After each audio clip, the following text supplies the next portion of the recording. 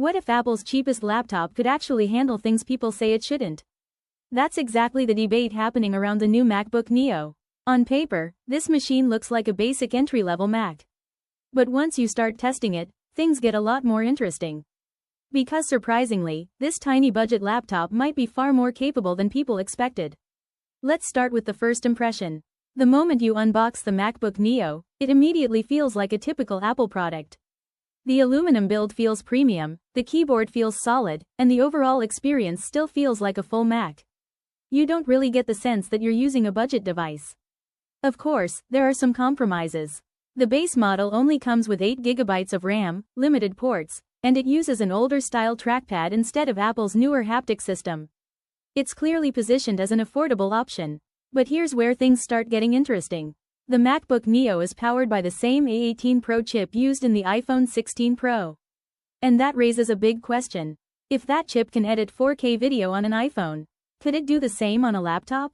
So naturally, it was time to test it. First, the stress test. Opening every application at once. Even with dozens of apps running simultaneously, the system surprisingly stayed responsive. Switching between apps felt smooth, photos loaded quickly, and basic tasks felt completely normal. But the real test came with video editing. Inside Final Cut Pro, the MacBook Neo was able to play back a full 4K timeline smoothly, even with titles, transitions, and color grading applied.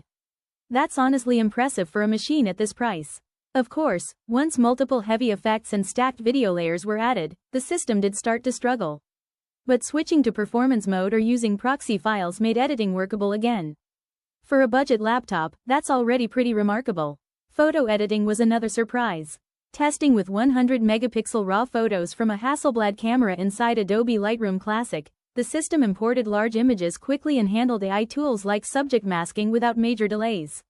Even Adobe Photoshop ran smoothly enough for real editing work. Now here's the really surprising part. The MacBook Neo starts around $799, which is actually cheaper than buying an iPad with a keyboard. And unlike an iPad, this is a full Mac running macOS with proper desktop apps. That means students, creators, and beginners can do far more than just browse the web or watch videos. Sure, it's not built for heavy professional workflows.